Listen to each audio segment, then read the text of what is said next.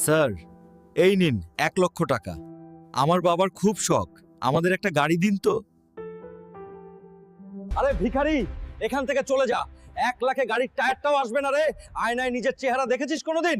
যা, ভাগ এখান থেকে, ভাগ এখান থেকে। দ্বিতীয়বার যেন এখানে না দেখি। যা, এখান থেকে চলে যা।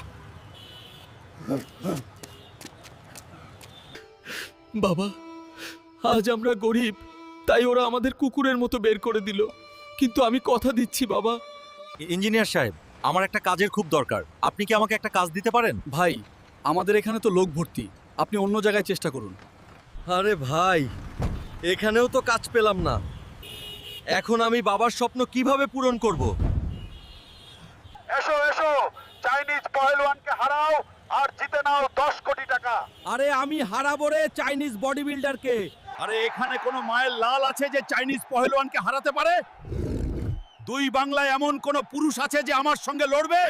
আরে রে ভারত বাংলাবাসী, আমি হারাবো রে চাইনিজ পহেলওয়ানকে।